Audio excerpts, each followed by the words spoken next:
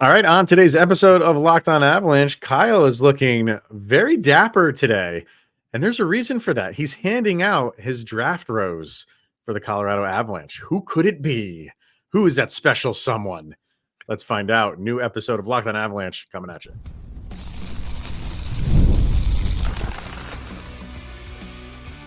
You're Locked On Avalanche, your daily podcast on the Colorado Avalanche. Part of the Locked On Podcast Network. Your team every day. All right, everybody, welcome to the Locked On Avalanche podcast, part of the Locked On Podcast Network, your team every day. I'm your host, Chris Maselli. With me, as always, looking mighty good today, Mr. Shaggy Von Doom, Kyle Sullivan. Thank you, everybody, for tuning in and making it your first listen. Very, very appreciated. Follow us on our social media outlets, LOPN_Avalanche on Twitter, X, Locked On Avalanche on Instagram and Threads. Questions, comments, concerns, and opinions, lockedonavalanche@gmail.com. And follow us on our YouTube channel. Hit subscribe, get notified when a new show goes live, and make sure you're subscribed to our subtext as well. Link to that's in the show notes below. And when you do chat with Kyle and I one-on-one, we get your opinion, everything Avalanche related, which we share on this very podcast. All right. We will be getting to the NHL award show, which is Thursday. Just kind of our last fleeting thoughts heading into that. Are still feeling confident for Nathan McKinnon. And we're going to get to why Kyle is so dressed up today. If you've been listening, we've done it here and there a couple times. And we've been calling it the Draft-Chelor. Or no, Draft-Chelor. Yeah, the Draft-Chelor. Draft-Chelor. It doesn't really roll off the tongue. But we'll get into that because Kyle is going to give his pick, who he would want the Avalanche to draft in this draft. And he wore his finest tuxedo T-shirt. I love that. I love it. I tried to wear this to my my daughter's concert and got denied, so I had to find a place. Who denied it? Velma Von Doom. Okay. I thought the school was like, you can't come in with it. I was like, what kind of school is she going to? That would have been hilarious. But we'll get to that in a little bit. But where we want to start is we love uniforms here. We love jerseys. We love all that stuff. And Fanatics, we knew they were taking over, but it seemed like a deliberate day of Fanatics on Wednesday. Where they officially obviously took over from Adidas as the company that will be making and distributing the jerseys for the NHL next year. But it was like Fanatics overload, and it was, you could tell this was intentional to just flood social media and the NHL channels of, now it's ours. We put out this video that with Austin Matthews where he's got white gloves on for some reason. I don't really know why, but because they weren't like jerseys that were taken out of a vault or anything. The woman who was in front of him was like, "Oh, I just made those two jerseys too." So it was kind of funny, but I get what they're going for. There's other stuff that happened too, which I'll get to. But how are you feeling? Because I know there's a lot of people that just cannot stand Fanatics. But something happened on an article that I read that maybe didn't completely change my mind, but I'm open to it. Where are you? No, watching, like I knew this was going to happen when that cup was awarded. I even tweeted it out like, hey, this is the end of Adidas, just kind of let you know. And we talked about it on the show. Everybody's kind of apprehensive when it comes to Fanatics because of the previous track record. Like Chris, like you mentioned, we're jersey freaks. We have Fanatics branded things, and we talk about Fanatics branded shirts and hats when it comes to the Stanley Cup. So how do they handle the jerseys after what we just saw in the MLB? This felt like a very, hey guys, give us a shot. We're trying to do better here. And putting out, like, apparently Fanatics employees work in Santa's workshop, and they are diligently working on these pro athlete jerseys.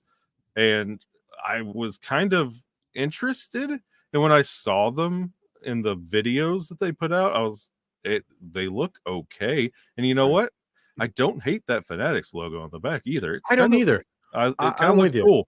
Yep. I totally agree with that. I'm okay with that. But it just has that bad like connotation right now is like anything Fanatics labeled is, no X's, you know what I mean? Yeah.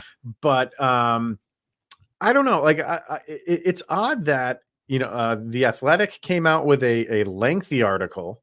ESPN came out with a lengthy article, and there were videos hitting YouTube of hockey channels who had been invited to go to California months ago to like view and feel and wear these new jerseys and get, I guess, feed. I mean, at that point in time, is really what they had is, I don't want to say feedback in that they're going to change everything, but this is what we have. What do you guys think? All of that came out on Wednesday. So clearly this was calculated. And I have to say, like, it has it completely won me over? Not completely, because what happened with Major League Baseball, maybe the NHL benefits from that. Mhm. Maybe because obviously that was terrible. What happened was terrible. So the NHL and in the Athletic article, they said they had concern. So they went to Fanatics, and all of these equipment managers for every single team were involved. So I think in the long run, it benefited the NHL for the debacle with Major League Baseball. Now, what was really good in the Athletic article was they really laid it out how that wasn't really Fanatics. It wasn't their fault fully for that, because all Fanatics is a vehicle to distribute, Mhm. and Nike was the one who was cutting corners with less threading, the smaller letters on the back of the jerseys. You can really put more blame on Nike than Fanatics, but we just associate Fanatics with disaster, and sometimes understandably so, but also maybe a lot of times not. And it's just that's where we are. Like, when people get a hold of that stuff, that's where we go with it. I am by no means trying to exonerate Fanatics here. But I thought the articles and stuff came out. I think they're doing a really good job of really kind of like trying to PR this and give people a different perspective and say, hey, we know this is the beginning. Just give us a chance. We know there's been mistakes in the past. They haven't all been ours, but we're involved in it. So even though we are the middleman here, we should be better about who we're accepting inventory from. So everybody has to do better. But I'm almost at I'm just like, okay, this is a starting point. I will give you a chance. Don't screw it up because you're getting one chance. So, And and it's crazy coming into this, I was kind of worried, scared, and apprehensive when it came to Fanatics. But I'm going to sympathize with them for a second here and kind of like understand why they're being so intentional with this. And I think we kind of took this for granted. Everybody remembers, hey, my freaks, my monsters, when it comes to like jerseys. This is for you guys. You all understand this. We all had the Reebok jerseys when those were a thing. And mhm, everybody remembers that hard, disgusting, solid crest on the front of every Reebok jersey. Like that Avalanche logo felt like you were wearing a shield. And when Adidas came around, they said, "Oh, here's our jerseys, and check out the crest now." And it was mhm, malleable. mhm, You can move around in your jersey, and that was a game changer. And that was the conversation that whole off season when that was debuted. Was you can do so much in these sweaters now. You can move around, and it feels like you're wearing just a shirt. And now, with everything that went on with MLB with Fanatics, and then coming on the heels of Adidas, like changing hockey jerseys, honestly, and how they feel both casually and professionally, they got to really not only up their game to just professional level, Fanatics really has to take it a step further. And I feel like they're doing this with their messaging and getting guys out there, like getting feedback, like being really engaged in the community. Because honestly, out of all the big 4 or 5 sports, I think hockey has a high reverence for jerseys and just the feel and the yes, look. And they understand that, which means good things on that they understand the hockey fan. absolutely. I mean, don't you just feel like the hockey jersey is, if you're ranking like, what the jersey means to the sport, I don't think anything compares to what a hockey jersey means to that sport. There's so much. Yeah, there's just not there's no other sport really comes close to it, and I don't really think that's really an argument. So they know they have to get this right. Um, and the thing that I like is you're gonna have practice jerseys available for the first time. Bring it on. That's awesome. That's fantastic. So yeah, I think they're heading in the right direction. They've owned up to some things that they haven't done properly. They don't want to say they explain it away, but they say like, hey, 99. I think in the articles they did 99.7% of the time our orders are filled successfully and everything is fine. But that 0.3% represents like 300,000 orders. That's how big they are. So 300,000 screw ups is a lot, and those people will be loud on social media to let you know it. And the way that society is right now is those 300,000 get blown up, like that is how they operate. When it's most of the time not, but you get frustrated fans, and this is what we have. They're kind of like synonymous with terrible clothing. And is that fair? No, not really, but they need, but still they need to do the hockey jersey right. They have Yep. to. So. And so far, so good. Yeah, we'll see. I mean, they're going to be, and no changes. We know this. There's going to be 0 changes for 2 years. So what we have, like, we're not getting, I think you'll get like third jerseys and stuff like that. But in terms of like, from what I read in that article, every team, what they have right now, will not be changing anything for 2 years. And the only ones that changed were the Kings and the Ducks, because those were already in the works before they even signed this deal with Fanatics, which tells you something. Like, does that right there not tell you like how long this takes to figure out a costume change? Everyone was mad at Utah for not being able to come up with something. And look at like the Kings and the Ducks had what they just announced in the works over 2 years ago, before they even signed with Fanatics. So that's why this stuff takes a lot of time. But we're impatient, so we want it now. But yeah, for 2 years you're not getting any changes, which I didn't really expect the Avalanche to change much anyway, because I think what they have now is fine. That means we get 2 years of that Utah, whatever it is. Well, they might be the only one that could change. There might be a caveat in there where they can change it, but other than, because that was kind of thrown on everybody last minute. So, but for everybody else, yeah, nothing really changes. So we'll go from there. All right, let's get our first break in, and when we come back, we are going to go through a bunch of prospects, and Kyle is going to let us know who he is giving his one singular rose to that he wants the Avalanche to draft. We'll do that next.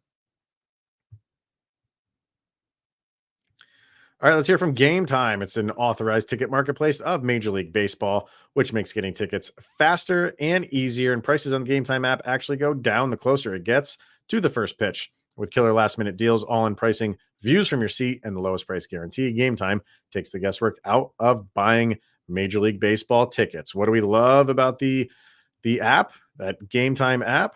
Well, we talked about those last-minute deals. You can save up to 60% off those last-minute tickets for sporting events, concerts, comedy, and theater. They have flash deals. They have zone deals, all-in pricing. You can turn this feature on that shows the total up front, no surprise fees at checkout, the lowest price guarantee. If you find a price lower, they will credit you 110% of the difference. There's nothing not to like about Gametime. So download the Gametime app, create an account, use the promo code LOCKEDONNHL for $20 off of your first purchase. Terms apply. So again, create the account and use the code LOCKEDONNHL, LOCKEDON NHL for $20 off. Download Gametime today. Last minute tickets, lowest price guaranteed. All right, so now it's time for the Draft-Chelor. It's the season finale of the Draft-Chelor. And what we have been doing here over at Locked On Avalanche is, if you haven't, if you've been tuning in and out, or you missed some of those prospect shows that we did, we both love the draft, right? I like diving in and looking at prospects and doing some very remedial prospect scouting.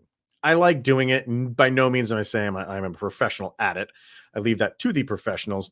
Kyle likes the draft as a spectator. He doesn't do the whole dive in, but he has interest, and who the Avalanche draft, he will root for, and that's fine too. So how we're doing this is we did a couple shows where I threw a couple prospects out, and now how we're going to do it today is we have the fine people over at Locked On NHL Prospects came up with like 1 minute videos for like 100 prospects. I think they're all up on their YouTube channel. They might be. Go check them out. So I have 7 of them. They're about a minute long each. And these are kind of the 7 guys that are in the range of Colorado. And they're in a random order. We'll play one of the videos, talk about it briefly. We'll get through them all. And then we will hear who Kyle's selection is. Sound good? Bring it on. Are you ready to do this? Woo me. Knock me off my feet. I have chapstick. Let's go. All right, and these are in just random order. However they uploaded quickest is how they are. I didn't alphabetize them or anything like that. So here we go. Let's start with Michael Hage. Michael Hage has a ton of skill and upside, but how good are his odds of making the NHL? I'm Hattie Kalakash from Locked On NHL Prospects, ready to give you the breakdown. Hage is a 6'1", 190-pound right-shot center who played for the Chicago Steel in the USHL. He scored 33 goals and added 42 assists for 75 points in 54 games this year, and Hage's bread and butter is transition offense. He weaves his way through pressure with great skating, great hands. He finds a breach in the offensive zone, and he attacks it head-on. But what made Michael Hage a top 20 prospect this year, in my opinion, is the improvement in his defensive game, the effort level, the board game, and the offensive creation off the cycle has grown as well. There isn't really much in Hage's way to make the NHL, and he could turn into a Robert Thomas style of top 6 center if he can continue to grow the way that he has so far. For more on Hage and all things NHL draft, make sure to follow and subscribe to Locked On NHL Prospects on YouTube or wherever you get your podcasts. All right, Michael Hage, I really like him. If he's around, I don't think he's going to be there. I feel like he is a late teens guy. If he does happen to fall in the 20s, I think there's a team early 20s that will like scoop him up. If he's there at 24, I think the Avalanche would be hard pressed to not take him because he has a ton of talent. Yeah, when you have a guy that you say is like Robert Thomas, there's no way he's falling to 24. Yeah, I've seen some mocks that have him going there, but I just can't believe it. No. So, all right, next up, one of my favorites. This is Cole Bodway. Could Cole Bodway become a perfect third-line centerman in the NHL? We're going to break that down today. I'm Sebastian High from Locked On NHL Prospects. Bodway is a 2024 draft-eligible centerman, 6'2", 201 pounds, who played in the OHL last season with the Barrie Colts. He played in 67 games, logging 62 points in that span. This is a big physical player who's a bit of an athletic specimen. He's a fantastic defensive impact who gets involved physically, knows where to be, and knows how to out-position opponents with his body. In the offensive zone, he's a really good net front presence as well. So while he's not going to flash you with dynamic skill, he does a lot of the small details extremely well, which will project very nicely to the NHL level. Think a player in the style of a guy like Nicolas Roy of the Vegas Golden Knights. He could be an NHLer in about 2 to 3 years. For more on Bodway and all other NHL prospects, you can check us out at Locked On NHL Prospects on YouTube or wherever you find your podcasts. Now, I don't like the idea to compare him to a Vegas player, but nonetheless, yeah, everything he said in there is true. I love Bodway's size, what he can do along the boards. I compared him like he's a Val Nichushkin, and who knows what's going to happen with Val Nichushkin. Maybe in a few years, when he gets his hockey maturity down, could be that guy. I really like Cole Bodway. Yeah, don't equate him to a knight. It's not all right. Next up, Sasha Bova, who was our pick in the Locked On NHL mock draft. Now, that doesn't mean that's who I had on the top of my list. I really like Bova, and I think that, if he's there, I think the Avalanche are really considering him. The way that the draft fell out, I went with him, but I wasn't 100% sold. And if they do take him, I will be happy because I do like him. But let's hear what they have to say about him. Sasha Bova is a likely target for teams in the 20 to 30 range of the 2024 NHL draft. But what makes him worth the bet? I'm Hadi Kalakash from Locked On NHL Prospects, ready to give you the breakdown. Bova is a 6'2", 280-pound left shot center who played for the Muskegon Lumberjacks in the USHL. He scored 36 goals and added 32 assists for 68 points in 61 games at that level. And he plays a power game. He loves to drop the shoulder and push through contact, drive the net, barrel through players. He's got solid physicality in those situations, but he's also a great defensive player. He has a natural feel for the game as well, and his goal scoring is just so incredibly diverse. He can score off the backhand, off the one-timer, off the wrister, you name it, he's got it. Bova's skating definitely needs work, and I think that fixing that problem is key to his projection in his situation, but I think he could become a player very similar to Anders Lee in the NHL. For more on Bova and all things NHL draft, follow and subscribe to Locked On NHL Prospects on YouTube or wherever you get your podcasts. All right, thoughts on him? Well, if you have skating issues, I want to say au revoir, because you're not going to make it on this Avalanche team. I'm not.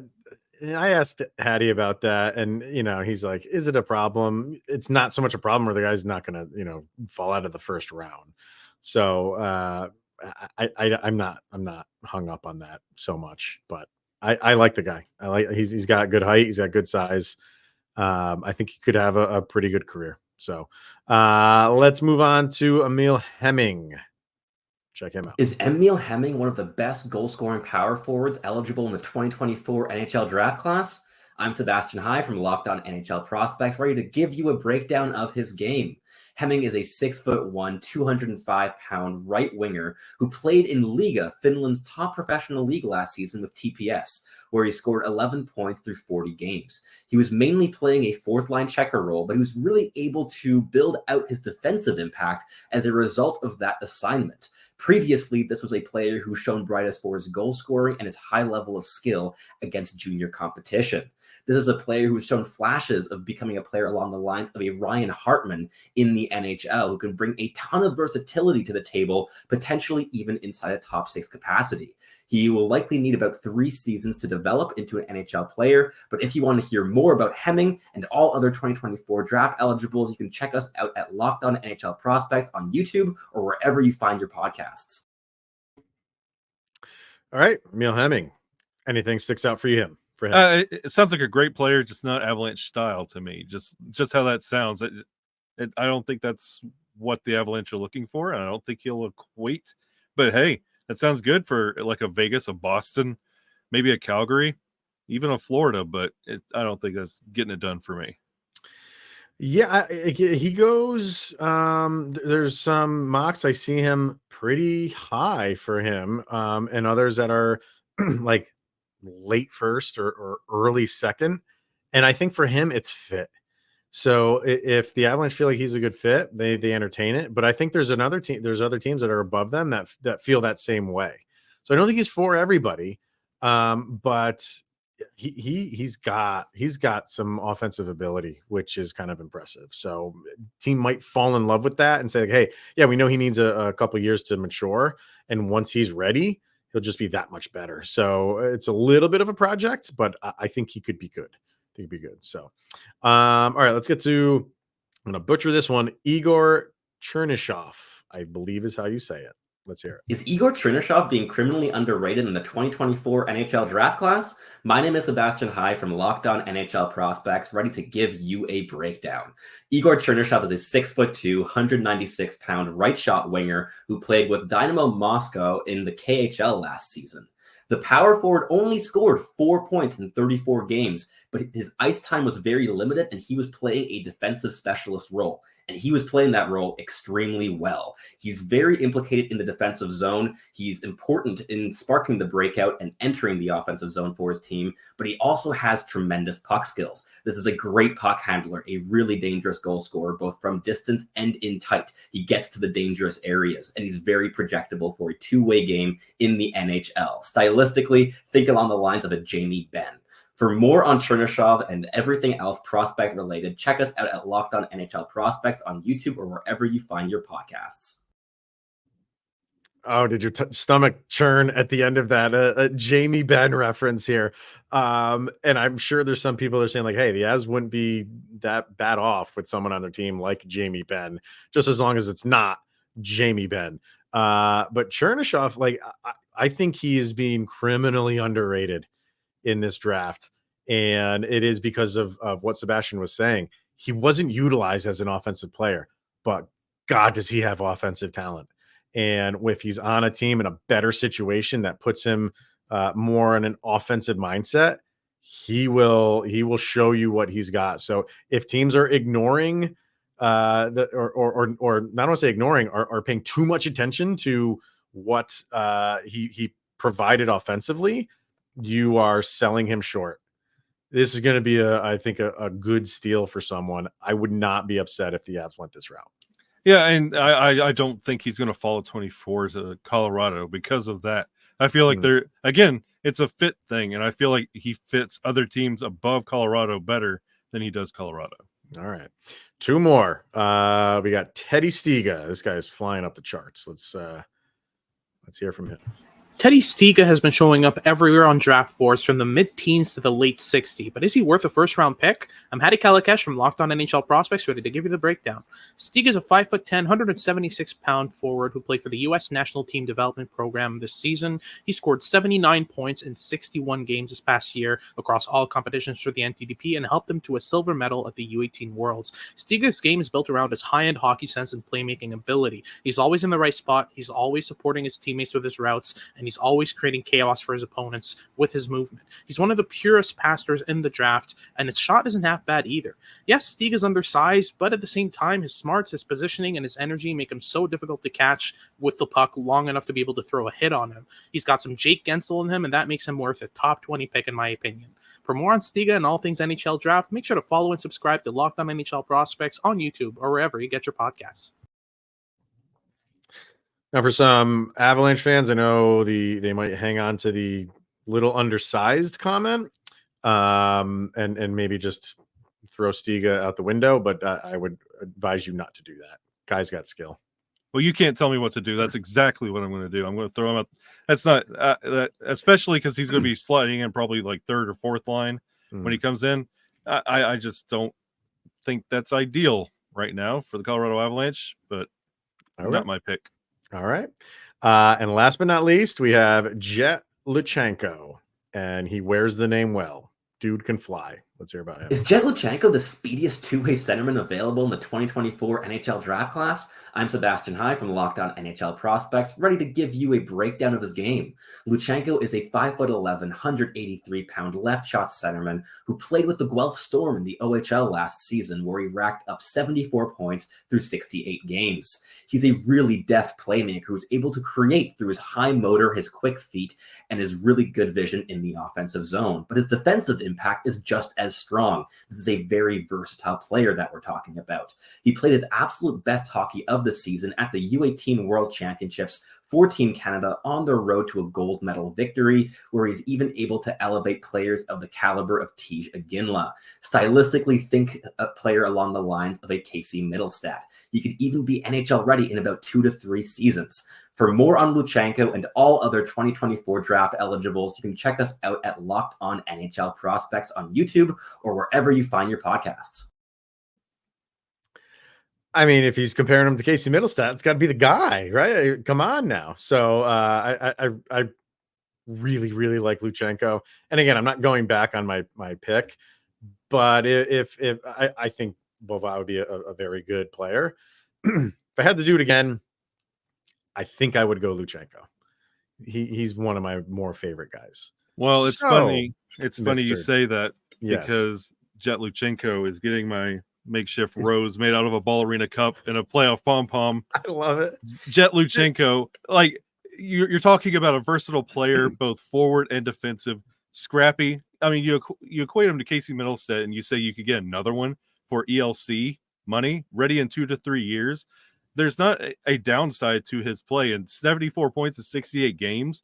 This sounds exactly on par for what and if you're slotting in on the third or fourth line for the Colorado Avalanche, you're going to be seeing really good numbers. We're ranting and raving about our A's and B's for players that are hitting 20 and 30 points. I could see 30, 40 points in his debut and past that. I really like Jet Luchenko.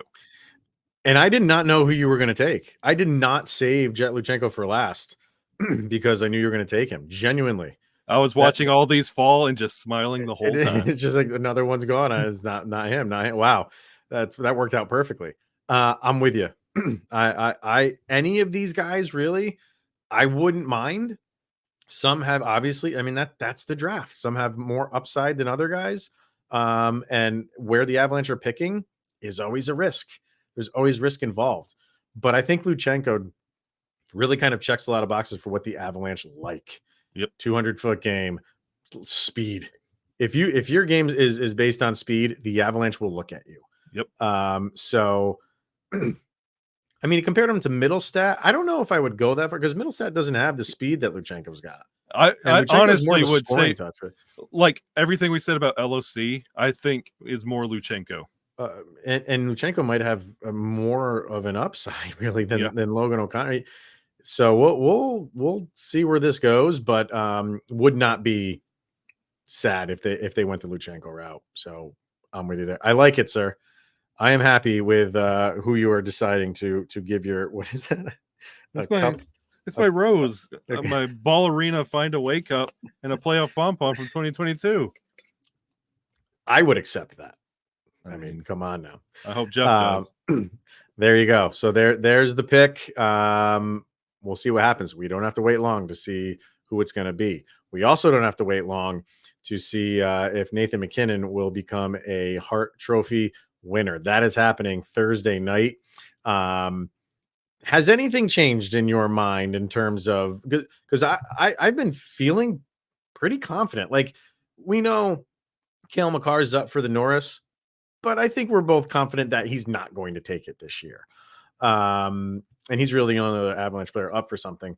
But I am feeling pretty confident that Nathan McKinnon can win this thing this year. I think it is going to still be extremely close between him and Kucherov. Maybe just a couple points here and there. I really feel like it's going to be one of the closest races, maybe in history. I would be really surprised if this is a runaway one way or the other. But I'm still feeling pretty confident that Nathan McKinnon can take this thing. What do you think? Yeah, I definitely have that feeling too. I feel like it's going to be a close one, but I feel like this is going to be the year for Nathan McKinnon. And I feel like Kucherov's going to be close. I don't see Kucherov winning it. And it just doesn't seem logical. But again, this is NHL writers, so we'll see how that goes. I wouldn't say it's not logical. I mean, the guy had a really good year. But I've said it several times throughout the season that I kind of feel like the writers feel like they have screwed Nathan McKinnon by not giving him one yet. Yep. And I just feel like that is going to play a role. I do. And that's not to take away from the season he had, because he had an MVP like season. So when you couple that with how's this guy not have one yet? And he should have had one already by now. You know, I think we all know the year they should have had it. Yeah, they'll make up for the Taylor Hall year. They might do that. You don't know, and you don't know how these guys vote. So I mean, and you also feel like if he doesn't win it this year, I'm kind of throwing in the towel on him winning one, just like I am Jared Bednar winning a Jack Adams. I don't feel like that is ever going to happen now either. So it's really now or never. And I have a pretty good feeling that he could take this thing this year. We'll see. And he should. And it'll be a good way to recap everything that he's done this year and revisit that Gretzky chase. Mm-hmm. As far as the other ones, quickly, I think the Vezna's wrapped up. I think that is all Hellebuck. The Norris, I'm sure the Norris is going to go to Hughes. The Ted Lindsay is an interesting one because McKinnon is up for that too. And that's the one that the players vote on. And sometimes players feel like, well, I'd rather win that than the Hart because that's my peers voting for me. So we'll see if he wins that one. And then the Calder, we had a question on subtext about who we thought was going to win I think it was Katie who asked who we thought was going to win the Calder. And if you ask me, man, I think it should be Brock Faber. I just feel Brock Faber had a phenomenal season. Yeah. It rivaled Bedard's, and it was more meaningful. Not, they were, the Wild weren't completely out of it all season long like Chicago was. And Faber played a lot of minutes. He played a ton of minutes, top pairing minutes, and meaningful minutes, and answered the bell. Bedard did too. I'm not trying to take away from his season, but I feel like we already gave the award to Bedard before game one even started. And he had a good year, and there's so much riding on his shoulders, and he was up for the task. But I think Faber had a better season. If you're asking who had a better season for their rookie year, I think it was Brock Faber. And I think it's a shame that he's not going to win it, just because Bedard is really winning this on, sure, you had a good season. And if he had just a good enough season, name recognition alone, he's winning that thing. And that's where we're heading for it. And I don't really think that's right. No, it's gonna be Brock Faber. Like he's got the better, like he did have a better season, but I think he did. Connor Bedard will probably end up walking out with this award. And this might be a fantastic little inter-conference rivalry going forward. Like, I know I had the better season, but they anointed you before you even put on your first jersey in the league, getting this award. And I feel like this could be the new little rivalry that we get to watch for the next decade. Yeah, no, I mean he's on the road that he needs to be on. Bedard is clearly, but I think for this year, I think Faber got the best of him, and it's not going to go noticed. So it's just kind of where we're at right now. Bedard is the darling. He just is, and that's tough to overcome when you're handing out awards. So we'll find out, and however that goes, we'll talk about that tomorrow. And we are getting down to the wire here, man, with this Jonathan Drouin stuff. So does anything happen on Thursday? Let's hope so, because it's getting close. So if it happens, we will be talking about that tomorrow. All right. That is going to wrap it up for today. Thank you for tuning in and making this your first listen of the day. I think Kyle should wear that every day, if you ask me. Oh, no. It's too hot. Thank you, everybody. He is Mr. Shaggy Von Doom, Kyle Sullivan. I am Chris Maselli, and this is the Locked On Avalanche podcast. We'll see you guys tomorrow.